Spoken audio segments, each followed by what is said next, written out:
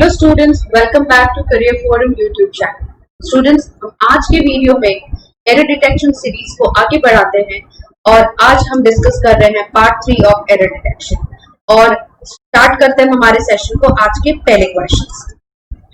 तो पहला क्वेश्चन के लिए जो डायरेक्शन है वो ऊपर आपको दिया हुआ है। जो डायरेक्शन है वो आपसे कह रहा है कि जो नीचे सेंटेंसेस दिए गए हैं हमें उसमें जो सेगमेंट्स है उसमें ग्रामेटिकल एरर आइडेंटिफाई करना है। ठीक है, और ये रहा हमारा पहला क्वेश्चन। तो पहला क्वेश्चन आपसे ये कह रहा है, due to the cyclone Idai vast areas of land have been flooded, roads destroyed and communications distracting in Zimbabwe and Mozambique. Okay, तो मैंने आपसे अपने लास्ट वीडियोस में एरर डिटेक्शन की जो ट्रिक या जो उसका मेथड होता है, जो अप्रोच होता है वो डिस्कस किया था। मैंने आपसे कहा था कि एरर डिटेक्शन को करने के लिए जो सबसे इंपॉर्टेंट मेथड है या अप्रोच, उसके लिए आपको सेंटेंस को पहले रीड कर लेना चाहिए और फिर हमें सेंटेंसेस के जो सेगमेंट्स है उसको केयरफुली ऑब्जर्व करना चाहिए। तो अगर हम केयरफुली ऑब्जर्व करते हैं तो हमें ये मिलेगा कि जो सेंटेंस का किसी न किसी एक पार्ट में कहीं ना कहीं कुछ भी ग्रामेटिकल एरर हो सकता है।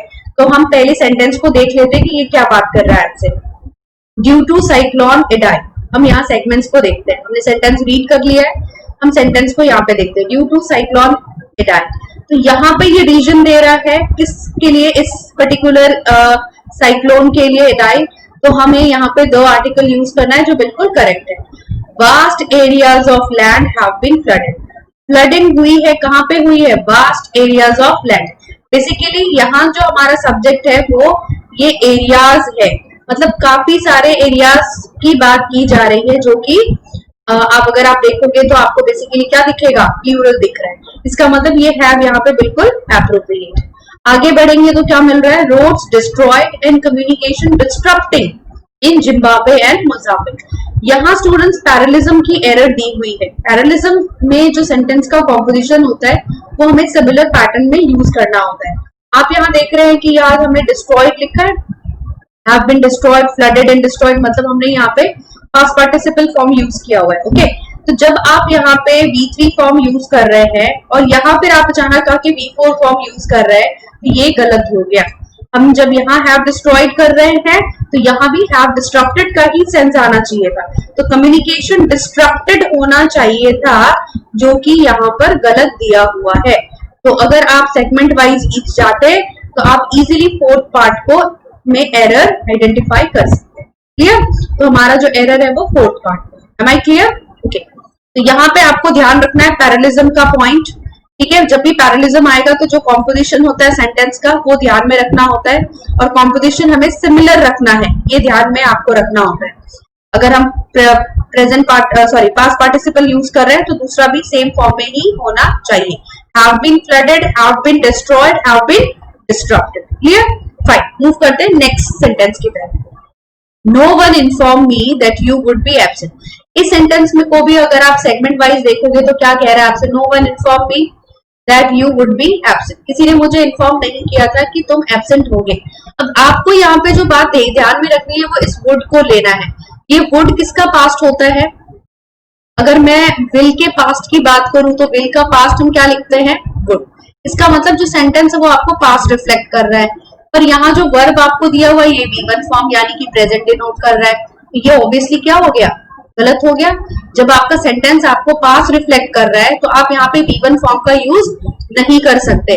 तो V1 का नहीं कर सकते तो इनफॉर्म का V2 फॉर्म आपको यहाँ पर यूज करना था। तो क्या हो जाएगा V2 फॉर्म, इनफॉर्म्ड, यानी इसका जो सिंपल पास्ट फॉर्म है हम वो यूज करेंगे। सेंटेंस बहुत इंपॉर्टेंट है स्टूडेंट्स, क्योंकि इस तरह के क्वेश्चन एसएससी, सीजीएल, सीएचएसएल और सीजीएल में काफी बार पूछे गए हैं। आपको वुड को ध्यान में रखना है। अगर सेंटेंस वुड रिफ्लेक्ट कर रहा है मतलब सेंटेंस पास्ट में है, इसीलिए जो भी वर्ब आप यूज करेंगे वो भी आप सिंपल पास्ट में यूज करेंगे। फाइन, मूव करते हैं नेक्स्ट सेंटेंस की तरफ। नेक्स्ट सेंटेंस क्या कह रहा है आपसे, Prasad record that meeting people have been a part of his life as a student activity. Okay, हम फिर सेगमेंट वाइज चेक करते हैं। प्रसाद रिकॉल्ड दैट, यहाँ तो कोई प्रॉब्लम नहीं है, ये पास्ट डिनोट कर रहा है। आपको क्या रिकॉल कर रहा है ये, मीटिंग पीपल हैव बीन। आप यहाँ पर अगर देखते हो a part of his life as a student activity, यहाँ पे तो कोई प्रॉब्लम नहीं है, पर आपको यहाँ पर नोट करना है। पीपल को जनरली स्टूडेंट कंसिडर करते हैं और इसीलिए हैव उन्हें करेक्ट लगता है। आपको यहाँ देखना ये है कि हम बात बेसिकली किस चीज की कर रहे हैं, मीटिंग की, इस एक्ट की बात की जा रही है। तो बेसिकली पीपल आपका सब्जेक्ट नहीं है, हमारा सब्जेक्ट जो है वो ये एक्ट है मीटिंग का। तो इसके रिस्पेक्टिव अगर आप वर्ब ले जाते हो तो हैव की बजाय क्या होना चाहिए था यहाँ पे, हैज। ठीक है, तो आपको यहाँ पे जो सब्जेक्ट वर्ब अग्रीमेंट का केस होता है वो आपको ध्यान में रखना है। मीटिंग को कंसिडर करेंगे जो कि एक एक्ट है, और इस एक्ट को कंसिडर करते हुए हम इसको यहाँ पर हैव की बजाय क्या यूज करेंगे, हैज। क्लियर? फाइन, मूव करते हैं नेक्स्ट वर्ड की, नेक्स्ट सेंटेंस की तरफ। If I had known this yesterday I will have help me. This one is very very very important students. ये काफी बार एग्जाम में होता है, चाहे एसएससी का सीजीएल का एग्जाम हो, या आप सीजीएल की बात करिए या फिर आप सीएचएसएल की बात करिए। ये मोस्ट ऑफ द एग्जाम्स जो एसएससी कंडक्ट करता है उसमें आपको एज सच देखने को मिल जाएगा। अगर आप रूल याद नहीं रख पाते तो एटलीस्ट आप सेंटेंस का स्ट्रक्चर याद रखिए, ताकि आपको जैसे दिखे आपको पता होना चाहिए कि हमें एरर कहाँ ढूंढना है। यहाँ सेंटेंस आपसे कह रहा है if I had known this yesterday. See, यहाँ हैड नोन लिखा है, मतलब पास्ट परफेक्ट दिया हुआ है। ये पूरा फ्रेज जो है ऊपर का इस साइड का ये आपको पास्ट रिफ्लेक्ट कर रहा है, बट यहाँ पे आप देख रहे हो फ्यूचर दिया हुआ है, फ्यूचर परफेक्ट। तो अगर फ्यूचर परफेक्ट दिया है तो पास्ट के साथ फ्यूचर परफेक्ट का रिलेशन कभी नहीं आ सकता। हमें ये विल भी किस फॉर्म में रखना होता है, विल के पास्ट फॉर्म को यूज करना था। तो अगर मैं विल के पास्ट की बात करूं, अभी हमने जस्ट डिस्कस किया विल का पास्ट क्या होता है, वुड, यानी कि यहाँ बेसिकली हमें क्या रखना चाहिए था, वुड हैव। अब जो रूल है वो ध्यान में रखिएगा, अगर हम कंडीशनल सेंटेंसेस यूज करते हैं, जब भी आपको कंडीशनल सेंटेंसेस दिए जाते हैं और कंडीशनल सेंटेंस को अगर आप इफ से स्टार्ट करते हैं और वहां आपको अगर पास्ट परफेक्ट दिया जा रहा है, ठीक है, तो बाकी भी जो सेंटेंस का पार्ट होगा वहां पर भी हम पास्ट को ही यूज करेंगे। पास्ट परफेक्ट ही सेंटेंस में, दूसरे फ्रेज में भी पास्ट परफेक्ट ही यूज किया जाता है। तो बेसिकली जब भी विल का दिया जाए यूज तो ये गलत होगा, ये हो जाएगा वुड, और हैव का हम यूज यूं ही साथ में कर लेते हैं। क्लियर हो गया? आई होप कि आपको ये पॉइंट समझ में आ गया होगा। तो आपको ध्यान में रखना होगा, क्योंकि जब भी इस तरीके के क्वेश्चंस आएंगे तो आपको ये बहुत इंपॉर्टेंट हो जाता है कि आपको इन सब चीजों के बारे में ध्यान में रखना होता है, क्योंकि है बहुत सिंपल सा रूल, लेकिन जब तक आप इन चीजों को कंसिडर नहीं करेंगे तो आपके लिए ये सेंटेंसेस, इस तरह के सेंटेंसेस जो होते हैं बेसिकली प्रॉब्लम क्रिएट करते हैं। ठीक है, आई होप कि आपको समझ में आ गया होगा। मूव करते हैं हमारे नेक्स्ट सेंटेंस की तरफ। तो नेक्स्ट सेंटेंस जो आपसे है वो क्या कह रहा है, पहले उसको रीड कर लेते हैं। सेंटेंस हमसे कह रहा है do the roses in your garden smell more sweetly than those in ours. यहाँ पे आप देखोगे तो डायरेक्ट कंपैरिजन दिया हुआ है, आपके और मेरे गार्डन के रोजेस का कंपैरिजन है। In your garden smell more sweetly than those in ours. अब आपने एडजेक्टिव चैप्टर में पढ़ा होगा कि जब भी हम कंपैरिजन करते हैं, जब भी सेंटेंस में कंपैरिजन होता है तो हम एडजेक्टिव को किस फॉर्म में यूज करते हैं, कंपैरेटिव डिग्री एडजेक्टिव यूज किया जाता है। Excuse me. तो यहाँ पे आप सेंटेंस में क्या देख रहे हो, यहाँ पे दिया है आपको मोर स्वीटली, रॉन्ग। जब कंपैरिजन है तो हमने अभी बात करी कि क्या यूज करना है हमें, कंपैरेटिव डिग्री। अब यहाँ पे प्रॉब्लम देखिए, एग्जामिनर आपको कंफ्यूज करने के लिए क्या क्या ऑप्शन देता है। बेसिकली यहाँ मोर स्वीटली दिया है, यह 100% गलत है, हमें चाहिए कंपैरेटिव डिग्री। कई बार स्टूडेंट आपको कंफ्यूज करेगा ऐसे मोर स्वीटर, तो फिर हमने ये भी रूल में एडजेक्टिव में पढ़ा हुआ है कि दो कंपैरेटिव डिग्री नहीं आ सकते साथ में। ठीक है, कभी कभी आपको ऐसा दिया जा सकता है मोर स्वीट, मोर प्लस पॉजिटिव डिग्री। याद रखिए कि स्वीट का ऑलरेडी एक कंपैरेटिव डिग्री प्रेजेंट है, तो आप मोर स्वीट का यूज नहीं कर सकते। इसको यूज करने के डिफरेंट कंडीशंस है जो हम एडजेक्टिव में इंडिविजुअली बाद में पढ़ेंगे। तो अब यहाँ हमें चाहिए एक ऐसा कंपैरेटिव फॉर्म जो स्वीट को डिफाइन कर रहा हो। तो बेसिकली मोर स्वीटली के लिए हम क्या यूज कर सकते हैं, स्वीटर। ठीक है, तो जब आप एक जैसी चीजों का कंपैरिजन कर रहे होते हैं तो कंपैरिजन में हमें कंपैरेटिव डिग्री ही यूज करना है। क्लियर हो गया? चलिए मूव करते हैं नेक्स्ट सेंटेंस की तरफ। This town is not very well known and there is not much to see, so a few tourists come here. Okay, ये टाउन बहुत वेल नोन नहीं है, is not very well known, और इसीलिए यहाँ पे बहुत कम टूरिस्ट आते हैं। अब प्रॉब्लम स्टूडेंट देखिए यहाँ पे कहाँ आती है, सेंटेंस आप रीड कर रहे हो तो सेंटेंस का जो मीनिंग निकल के आ रहा है वो नेगेटिव है, ठीक है। और जो फ्रेज हमने यहाँ पे यूज किया, एक एडजेक्टिव जो हमने यूज किया ऑफ यू, ये पॉजिटिव होता है मीनिंग में। मैं आपको इसको बता देती हूँ। एक फ्रेज हम यूज करते हैं फ्यू, एक फ्रेज हम यूज करते हैं ऑफ यू। ये दो एडजेक्टिव है हमारे पास। फ्यू जो है वो आपको नंबर डिनोट करता है, ये भी आपको नंबर डिनोट करता है, लेकिन यहाँ मीनिंग नेगेटिव होता है। फ्यू जो होगा वो हमेशा नेगेटिव मीनिंग कैरी करेगा, लेकिन जो अ फ्यू होता है फ्रेज वो सम के सेंस में यूज करता है, मतलब ये पॉजिटिव इन मीनिंग होता है। अब जैसे मैं अगर आपसे ऐसा कुछ कह रही हूं, अ फ्यू, लेट्स से हमने ऐसा लिखा अ फ्यू टूरिस्ट, एक ये फ्रेज दिया हुआ है और एक फ्रेज आपको मिल रहा है सपोज फ्यू टूरिस्ट, ये दो फ्रेजेस लिए हमने। जब फ्यू टूरिस्ट आएगा तो इसको नेगेटिव कंसिडर करना है, क्योंकि जब हम फ्यू यूज करते हैं तो उसका मीनिंग आता है हार्डली एनी, मतलब मुश्किल से कुछ, मतलब लगभग ना के बराबर। मतलब आप ऐसा बोल सकते हो नॉट एट ऑल, बिल्कुल नहीं या ना के बराबर। जबकि अ फ्यू टूरिस्ट ऐसा कुछ मिलेगा तो हम इसको क्या कंसिडर कर लेते हैं, सम टूरिस्ट।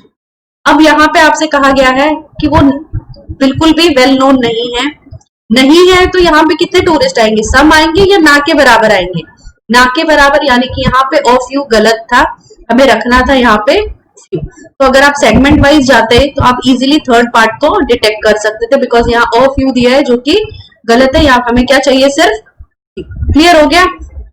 बहुत इंपॉर्टेंट रूल है स्टूडेंट्स, क्योंकि बेसिकली जब भी एग्जाम में होता है हम को जो आदत पड़ी हुई है वो फ्रेजेस जब भी हम यूज करते हैं तो उसमें हम इन्हीं फ्रेजेस को बार बार यूज करते हैं। तो आपको ध्यान में रखना है कि जब भी इस तरीके का फ्रेज आएगा तो आपको वहां पर बहुत इंपॉर्टेंटली केयरफुली सेंटेंस के सेगमेंट को नोट करना है और फिर एरर स्पॉट करना है। फाइन, मूव करते हैं नेक्स्ट सेंटेंस की तरफ। As I was to reach early, I left in aeroplane instead of going by train. तो इस सेंटेंस में क्या कहा जा रहा है, क्योंकि मुझे जल्दी पहुंचना था इसीलिए मैं किससे निकल गई, एरोप्लेन से, instead of going by train. Train से जाने के बावजूद मैं एरोप्लेन से निकल गई क्योंकि मुझे वहां जल्दी पहुंचना था। ओके, इस सेंटेंस में आर्टिकल रिलेटेड एरर है स्टूडेंट्स, और हमेशा जैसे कि मैं आपको पहले भी बता चुकी हूँ, क्लासेस में मैंने बताया हुआ है, और जिन लोगों को नहीं पता है हम आर्टिकल्स की रूल जब डिस्कस करेंगे तो वहां आपको क्लियर होगा। द का यूज, द जो है वो एक डेफिनेट आर्टिकल, ये एक डेफिनेट आर्टिकल। जब भी कंडीशन डेफिनेट होगा या कोई वर्ड डेफिनेट होता है, स्पेसिफिक होता है, तो हम इसका यूज करते हैं। अब डेफिनेट कब होगा यही पता लगाना सबसे इंपॉर्टेंट काम है। आप इस सेंटेंस में क्या कह रहे हैं, क्योंकि आपको जल्दी पहुंचना था इसीलिए आपने क्या प्रेफर किया है, ट्रेन किया या एरोप्लेन किया, आपने एरोप्लेन किया। इसका मतलब जो मेरा वर्ड यहाँ पे जो डेफिनेट हो रहा है वो ट्रेन के बजाय कौन सा हो गया, एरोप्लेन। तो जो वर्ड डेफिनेट हो जाता है उसके पहले क्या लगा लेते हैं, आर्टिकल। तो बहुत सारे स्टूडेंट ऐसे सेंटेंसेस में यहाँ पे एरर ढूंढते हैं, गोइंग बाय द ट्रेन, पर ट्रेन में इसलिए नहीं हो सकता क्योंकि ट्रेन तो सिर्फ हमने फ्रेज यूज किया है, पर चूज किसको किया, डेफिनेट किसको बनाया, एरोप्लेन को, क्योंकि आपने प्रेफर किसको किया है, एरोप्लेन। क्लियर? तो आपको यहाँ पे बहुत इजीली पता चल गया कि एरर हमारा सेकंड पार्ट में है, यहाँ होना चाहिए था इन दी एरोप्लेन। क्लियर? चलिए मूव करते हैं नेक्स्ट सेंटेंस की तरफ। On my request Sam introduced me to his friend who is singer and a scientist. Okay. This is also article based error, बहुत इंपॉर्टेंट भी है क्योंकि इस तरह के क्वेश्चंस तो खैर बैंक के एग्जाम्स में भी आपको इजीली देखने को मिलेगा, एसएससी, सीजीएल, सीएचएसएल में ये कॉमनली रिपीट होता है। यहाँ देखिए हम क्या कह रहे हैं, मेरी रिक्वेस्ट पे सैम ने मुझे किससे मिलवाया, अपने एक दोस्त से।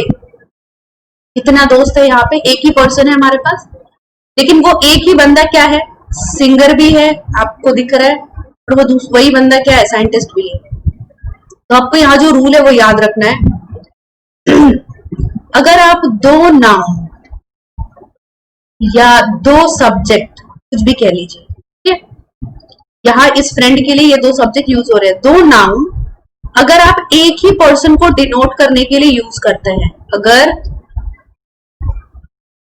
Denote one person. वो दो सब्जेक्ट अगर एक ही पर्सन को डिनोट करेगा तो जो आर्टिकल होगा, ठीक है, चाहे द हो, ए हो या एन हो, तो जो भी आर्टिकल हम यूज करेंगे, चाहे आप ए करिए, एन करिए या द, ये तो कंडीशन के हिसाब से होगा, लेकिन जो भी इनमें से हमें यूज करना होगा वो हम सिर्फ पहले सब्जेक्ट के साथ ही यूज करते हैं। तो सिर्फ पहले सब्जेक्ट या पहले नाउन के साथ ही यूज होगा। ठीक है, अब यहाँ पे चलते हैं, हम यहाँ सेगमेंट वाइज देख लेते हैं। एक ही बंदा है, उस वही सिंगर भी है, वही साइंटिस्ट भी है। आर्टिकल कहाँ लगाया हुआ है? दूसरे के साथ, जो कि रूल के हिसाब से गलत है, बल्कि आएगा कहाँ? फर्स्ट के साथ। यानी हमारा फ्रेज एक्चुअली में क्या होना चाहिए था? हु इज अ सिंगर, हमारा फ्रेज होना चाहिए था who is a singer and scientist. Clear? अब कई बार स्टूडेंट यहाँ पे भी ये लगा देते हैं। अगर आपको ये याद रखना, अगर यहाँ भी ये लग गया तो इसका मतलब हो गया कि यहाँ हम दो अलग अलग लोगों के बारे में बात कर रहे हैं, तो वहां जो फ्रेंड लिखा है वो गलत हो जाएगा, जो इज आ रहा है वो गलत हो जाएगा, पूरा सेंटेंस का कॉम्पोजिशन गलत हो जाएगा। बात एक बंदे की हुई है, बात एक पर्सन की हुई है, इसीलिए आप सिंगर के पहले ए आर्टिकल का यूज करेंगे। क्लियर? चलिए, इसको और डिटेल में हम जब आर्टिकल चैप्टर करेंगे इंडिविजुअली, तब हम वहां पे इसको और डिटेल में डिस्कस करेंगे। मूव करते हैं नेक्स्ट सेंटेंस की तरफ। They can't hardly believe that Article 370 is no longer valid in Jammu and Kashmir। यानी कि वो मुश्किल से इस बात पे विश्वास कर पा रहे थे कि आर्टिकल 370 जो है अब वो जम्मू एंड कश्मीर में वैलिड नहीं है। ठीक है, बहुत इंपॉर्टेंट है पर बहुत इजी सा रूल है। देखिए, आपको यहाँ पे दिया हुआ है हार्डली। ठीक है, बेसिकली ये जो वर्ड है अभी हमने आगे भी डिस्कस किया था, जैसे फ्यू वर्ड हमने डिस्कस किया था, ठीक उसी तरीके से हार्डली जो है ये एक नेगेटिव वर्ड होता है। ठीक है, जब कोई नेगेटिव वर्ड आपको ऑलरेडी दिया हुआ है तो हम इस नेगेटिव वर्ड के साथ कोई और दूसरा नेगेटिव वर्ड यूज नहीं कर सकते हैं। यहाँ क्या दिया हुआ है आपको? Can't hardly. नॉट है यहाँ पे ऑलरेडी, और hardly itself is a negative word. तो दो नेगेटिव वर्ड हम कभी भी साथ में यूज नहीं कर सकते। हार्डली और एक और वर्ड आता है स्कैर्सली, ये दोनों ही नेगेटिव होते हैं, इसीलिए इन दोनों के साथ ही कोई नेगेटिव वर्ड हम यूज कभी भी साथ में नहीं करेंगे, ये गलत होता है। ठीक है, तो क्या निकल जाएगा यहाँ से? ये पूरा फ्रेज निकलेगा। पहले पार्ट में एरर हो गया, क्या हो जाएगा? दे हार्डली बिलीव, वो मुश्किल से ही इस बात पे विश्वास कर पा रहे थे कि आर्टिकल 370 अब जम्मू एंड कश्मीर में वैलिड नहीं है। बहुत ध्यान रखिएगा इस चीज का। अगर मैं कभी भी ऐसा कुछ भी यूज कर रही हूँ सेंटेंस में जहां आरटीएस स्कैर्सली के साथ नो या नॉट लगा हुआ है, कांट लगा हुआ है, तो आपको उसको रिमूव कर देना। हम नेगेटिव वर्ड्स इन वर्ड्स के साथ यूज नहीं करते। क्लियर? चलिए मूव करते हैं नेक्स्ट सेंटेंस की। The number of visitors at the fair were much larger than expected। Okay, यहाँ जो फ्रेज हमने यूज किया है वो है द नंबर ऑफ। ठीक है, इसको बताने से पहले एक और चीज समझ लीजिए जो सब्जेक्ट वर्ब एग्रीमेंट में हम डिस्कस करते हैं। एक फ्रेज आपको मिलता है एग्जाम में अ नंबर ऑफ, और एक दूसरा फ्रेज मिलता है द नंबर ऑफ, जो मैंने यहाँ पे आपको सेंटेंस में दी। इसको भी समझ लीजिए, इसको भी समझ लीजिए। अ नंबर ऑफ जो होता है, इस फ्रेज का मतलब होता है मैनी, यानी कि जब आप मैनी बोलते हो तो सेंटेंस में इसका रिफ्लेक्शन या इसका मीनिंग ऑलवेज प्लूरल होता है। द नंबर ऑफ जो होता है, ये आपको याद रखना है कि ये कलेक्टिव फ्रेज है, यानी कि एक कलेक्टिव नाउन की तरह एक्ट करता है। तो जब भी यहाँ इस कलेक्टिव नाउन होगा तो हमें पता होता है कि सिंगुलरली कंसिडर्ड होगा। यहाँ पे दोनों के साथ ऑफ लगा हुआ है, और हमने रूल में प्रीवियस वीडियोस में पढ़ा था कि अगर किसी फ्रेज में ऑफ लगा हुआ है तो इसके बाद जो नाउन हम यूज करेंगे वो प्लूरल जाएगा, जो दोनों ही कंडीशंस में आएगा। इसमें भी आएगा, इसमें भी आएगा, लेकिन वर्ब यहाँ चेंज हो जाएगा। यहाँ वर्ब आपको रखना होता है प्लूरल, जबकि यहाँ वर्ब रखना होता है हमें सिंगुलर। ठीक है, तो अब सेंटेंस देखिए। अब आप the number of visitors at the fair were much larger. अभी मैंने आपसे कहा कि वर्ब कैसा आना चाहिए? सिंगुलर। दिस इज रॉन्ग, यहाँ होना चाहिए था। क्लियर? अ नंबर ऑफ आएगा तो वर्ब को ध्यान रखिएगा प्लूरल करना है, द नंबर ऑफ के साथ वर्ब हमें सिंगुलर करना है, लेकिन जो नाउन होगा वो दोनों ही कंडीशंस में प्लूरल होगा। ऑफ के बाद विजिटर्स आ रहा है, ये बिल्कुल सही है। विजिटर्स को देख के आपको वर्ब नहीं करना है। द नंबर ऑफ विजिटर्स ये जो है कलेक्टिव फ्रेज है और इसीलिए इसके साथ ऑलवेज हम वॉज का यानी कि सिंगुलर वर्ब का यूज करेंगे। तो अब आपको पता है कि हमारा एरर किस पार्ट में है, 3। वर्ब की जगह पे हमें यहाँ क्या रखना चाहिए था, ओके। अब यहाँ कंपैरिजन भी था कि वो बहुत ज्यादा था देन एक्सपेक्टेड, जितना नंबर हमने सोचा था उससे ज्यादा कंपैरिजन हो गया, इसलिए यहाँ देन का यूज और कंपैरेटिव डिग्री का यूज बिल्कुल एप्रोप्रिएट है। Am I clear? I hope कि आपको ये क्वेश्चंस सारे समझ में आए होंगे, रूल्स आपको समझ में आया होगा। स्टूडेंट्स, अगर आपको ये वीडियो अच्छा लगा है तो हमारे चैनल को सब्सक्राइब करिए, ज्यादा से ज्यादा स्टूडेंट्स के साथ इस सेशन को शेयर करिए ताकि वो भी आपकी तरह इस सेशन का एडवांटेज ले सकें। Okay, thank you.